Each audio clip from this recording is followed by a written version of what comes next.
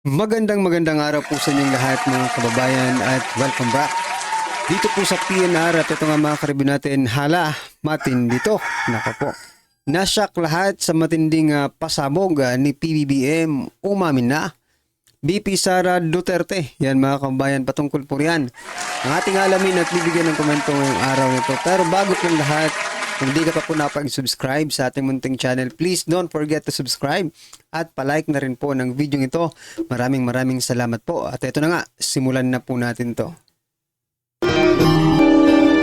Sawa na ang bayan ko sa magnanakaw na tao.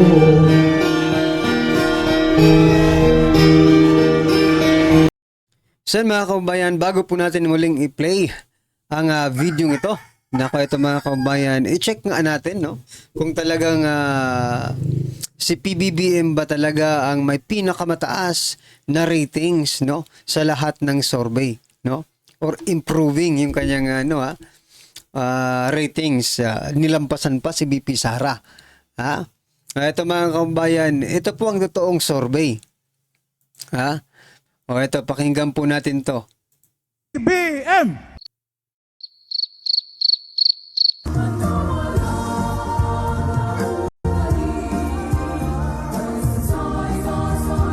So yan o, panoorin po natin. I would just like to say, isagitra na to. Okay ra ba? BBM. BBM.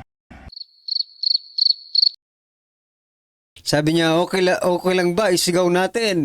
BBM, BBM. Ito po ang response. Watay mingaw man usob-usob.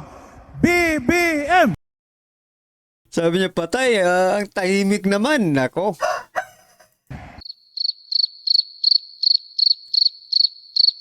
Rock. Well, anyway, what I'm trying to point out here, mga kababayan, ganito ba? Ganito ba ang matataas ang ratings? No? Kasi pag sinabing mataas ang ratings mo, you don't makita ka pa lang, di ba? Sisigaw na yung taong bayan. Makita pa, marinig lang ang pangalan mo, di ba? Isisigaw ka na ng taong bayan. Masulyapan ka lang. Masulyapan lang ang damit mo, yung katawan mo. Isisigaw na nila yan dahil popular ka nga. They trust no, sa inyo. Kaya nga ng mga trust yung mga sorbe-sorbe na yan. Yan nga, sabi ng Comelec, kailangan kayo na mga nagsusorbe magparehistro na kayo, parang binubudol nyo lang yung taong bayan kakaiba. Ito naman, sa kabilang dako, mga kababayan, ito hindi po ito ngayong administrasyong ito, hindi po ito pumapasok sa survey, pero tingnan nyo naman.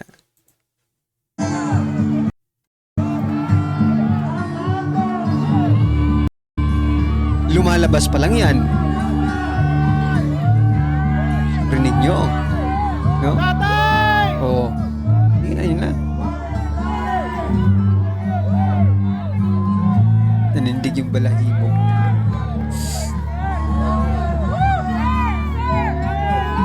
Tatay! Yung sarap pakinggan. Wow. Napakasarap. Kaya tingnan nyo. You hear it, mga kababayan? Napakasarap.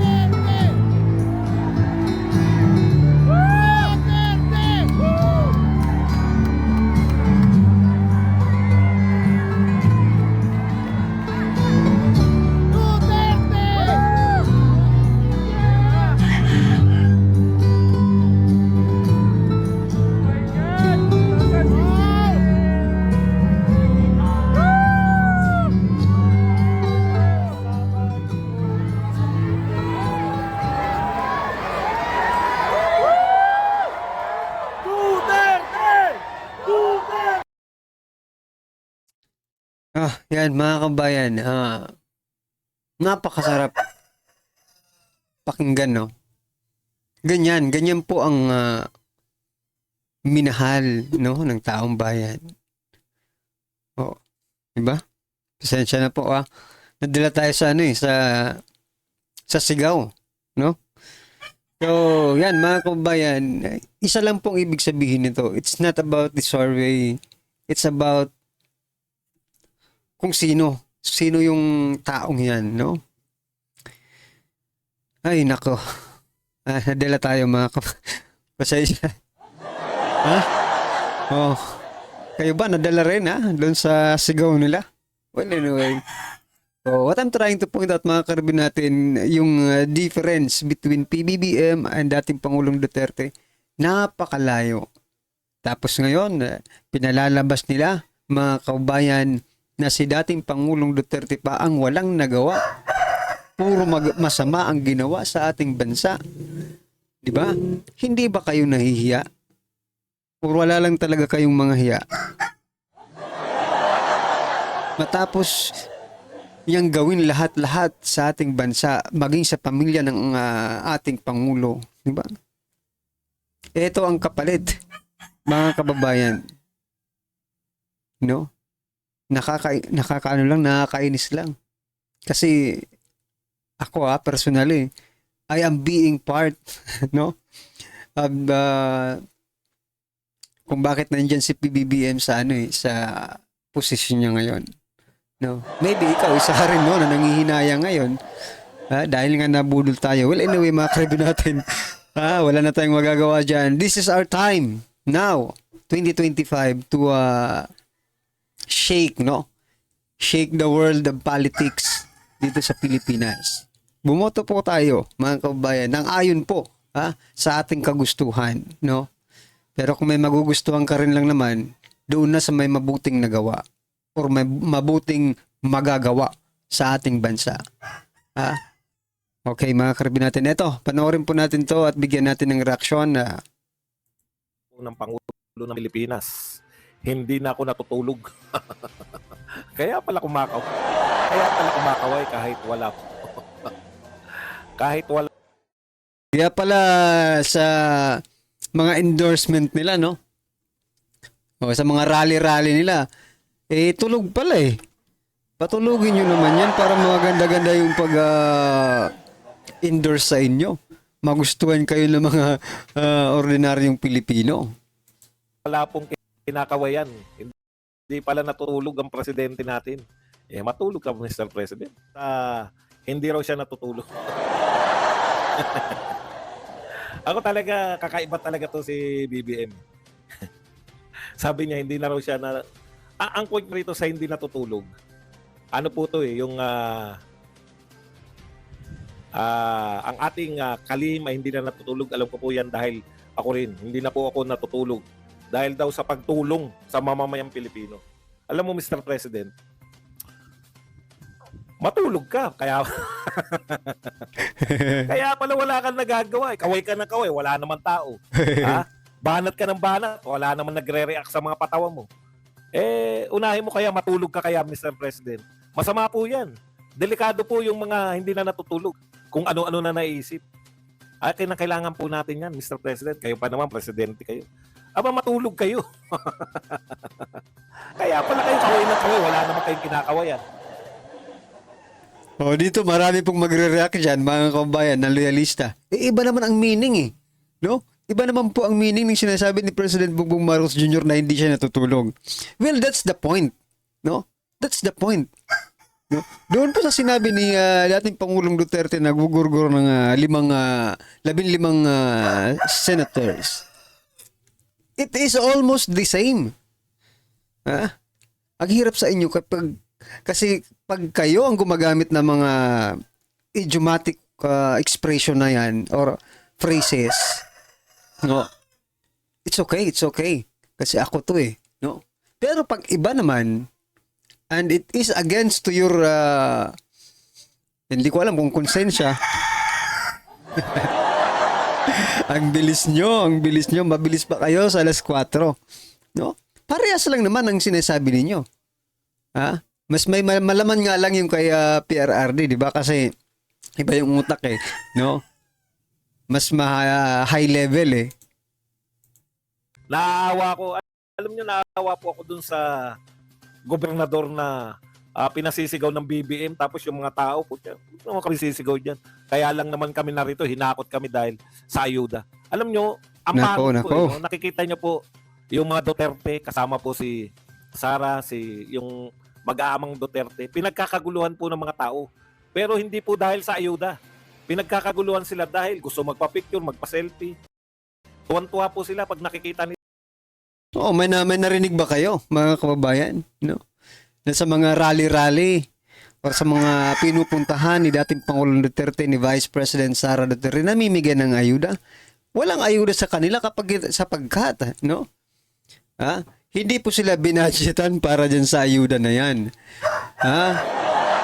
Pinilayan nga po sila dahil sa ayuda na yan. Dahil yan po ay dapat tutulong sila, di ba? Wala na pong tulong na nanggagaling dyan sa mga ayuda-ayuda coming from the Office of the Vice President. Bagkus ay napunta sa kanila lahat. Ginagamit nila lahat, no? Para sa kampanya. But then again, walang epekto. Dahil ganun pa rin eh. Iba talaga pag mahal ka ng tao, no? Even without that ayuda, no? Isisigaw ka pa rin ng taong bayan, no? Dahil yun ang kanilang nararamdaman, no? Nila eh. Sa Negros, di ba? Yung matabang gobernador. Nakakaawa po. Bisaya kasi hindi ko alam yung sinasabi. Pinaulit pa yata dahil walang sumisigaw na BBM. Nakakaawa naman kayo. alam naman namin, marami po dyan sa mga tao na umaatin dyan sa inyong mga pagtitipon. Yan po yung Correct. yan po yung tinatawag nating mga takot na mawalan ng ayuda. Correct. Ano po yan? Kahakot-hakot. Di ba? Katakot-hakot po ang tawag dyan. Ikaw ba naman, miyembro ka ng Purpose, miyembro ka ng Tupad, miyembro ka ng AIX. Pag nasabi po na pag may sinabi po na, lahat ng member ng Purpose, pinatatawag kayo sasama tayo, sabi ni Kapitan. Kaya po yan, karamihan po dyan, napipilitan lang. Alam po ninyo, ganyan na ganyan din po yung pinagmamalaki. Kasi, meron ba kayo niyan? Maring wala kami niyan. Pero yung mga nanonood sa online, tignan nyo po yung mga nanonood sa mga BBM vloggers at mga BBM supporters kaysa po nanonood dito sa mga Duterte supporters. Ang layo po, di ba? Okay, bakit po? Alam nyo, nangyari na yan panahon ni Lenny. Buti nga kay Lenny, hindi pa kahakot-hakot. Talaga nakita mo, naglalakad yung mga tao. Papunta sa venue. Alam nyo kung bakit? Libreng pa concert Di ba? Ganyan din po yun. Mayroon pong dahilan kung bakit kayo natatauhan, hindi po dahil gustong-gusto nila. Karamihan nga nang dumadalo dyan, pag may attendance na, uuwi na Pwede nang umuwi pag nakapag-attendance na Iba po talaga yung Iba po talaga yung umattend ka ng gustong-gusto mo. At iba rin yung umattend ka lang dahil napilitan ka, baka matanggalan ka ng Purpose, AKAP o Tupad. Ayun po yun Puwersado. Iba po yung pinupwersa ka lang. Sana maalala nila na yung ginagawa sa kanila, hindi dapat panghabang buhay yan. Okay, meron lang po akong, alam nyo si BBM, in fairness, magaling talaga siya Yan talaga forte niya, yung pangangampanya No? Magaling talaga siya sa kampanya, in fairness. Buhay na buhay, hindi natutulog. Tanong ko lang, Mr. President, kung kayo po ay hindi natutulog, Nagkakape yan, Sir Badong. Alam niyo naman yung kape, di ba? Pag kakape ka ng kape, syempre, minsan hindi ka na makatulog. Huwag mong nagkakape lang po yan, kape. Ha? Nasobrahan sa kape. Ay busy sa kakampanya. Ikot kayo na ikot sa Pilipinas. Sino po nagpapatakbo sa Malacanang? Yun Sino pala. po yung nakaupo sa Malacanang para magpatakbo ng Pilipinas? Wala na nagpapatakbo ng Pilipinas. Nako. Nangangampanya na lang. Ngayon lang po. At saka ito mga kababayan, ito bang pangangampanya nila is funded by the government? Pera ba ng taong bayan ang ginagamit nila sa pangangampanya nila ngayon? Tatanong lang mga karibin natin. At nagtatanong lang din po kung it is constitutional, no? Kung nasa saligang batas ba na gumastos ang administrasyon, no? Sa pangangampanya ng kanyang mga kandidato? Eh, nagtatanong lang po tayo mga kababayan. Hindi rin naman po natin alam eh. That's why. Kasi kapag, di ba, parang, teka lang. Ginigisa nyo yata kami sa sarili nating mantika. Di ba? It's people's money. It's not yours. No? Ngayon, kung gagamitin ng administrasyong ito, ano saying na ginagamit nila? What I'm trying to point out, kung, no, ginagamit ba nila ang pondo, ang kaban ng bayan sa kanilang pangangampanya? Yun lang, mga karbi natin, no? Kasi mapapaisip ka eh, no? Laging kasamang presidente, no? Tapos, nako. Ako nakakita ng presidente na inuuna pa yung pangangampanya kaysa pagpapatak. Buti sana kung yung wala tayong problema sa Pilipinas. Ang dami po natin problema sa Pilipinas eh. Po ba? Sangkatutak po. Bumababa yung ating dollar reserve. Konti na lang yung pumapasok na pera. Konti na lang yung investors na pumapasok. Dito ko bilib na bilib sa mga tao na to. No? Alam niyo po, nakakabilib tong gobyerno natin. Kasi sa totoo lang, ang actual na report, mula rin sa kanila, mula rin sa gobyerno, ang actual na report, bumababa yung ating foreign investment. Yung pagpasok ng pera mula sa foreign investors. Pero tignan niyo po yung mga pahayag nila. Japanese firm, alam niyo sa totoo lang, sa kasabikan ninyo, kanina nga nakita ko, pinapakita sa video, hindi ko na lang alam kung saan tulay yun. Poste pa lang, pinagmamalaki na eh. Sa kawalan nyo po ng pinagmamalaki, pati poste pa lang na hindi pa gawa, pinagmamalaki na. Kung poste lang po, napakarami na po niyan ni PRRD, hindi po yan pinag-uusapan.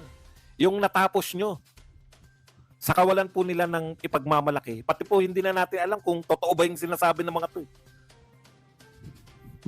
Meron ba naman na Hirap na kasing maniwala, mga kababayan, no? Kasi, alam niyo kung bakit mahirap maniwala? Lahat ng sinasabi, kabaliktaran. Pag sinabi mong kabaliktaran, kasinungalingan, no? Tapos, ayaw pang tumigil, di ba? Ayaw pang tumigil, sige lang. Kahit alam na ng taong bayan na ganun pala. Yeah? Puro kasinungalingan lang.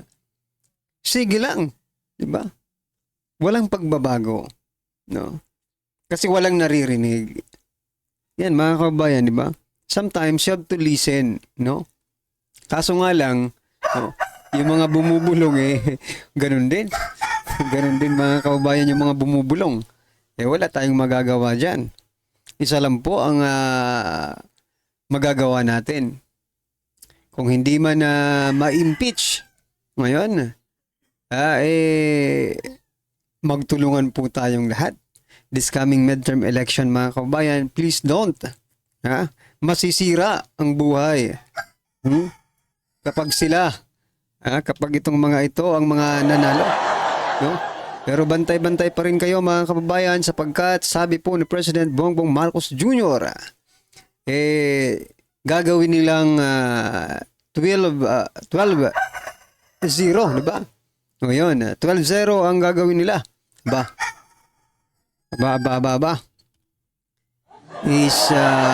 Are they cooking? Nagluluto ba sila, mga kababayan? At nasabi nilang 12-0 na agad ang resulta ng eleksyon. Kaya that's why magbantay-bantay pa rin po, mga kababayan. Okay. Alright, mga karabin natin, ano man po ang inyong reaksyon, opinion patungkol po sa video ito, i-comment lang po sa baba para at least alam po ng ating mga kababayan ang inyong opinion. Maraming salamat po. Don't forget to like the video, mga kababayan. Maraming salamat po. Sawa na ang bayan ko sa magnanakaw na tao.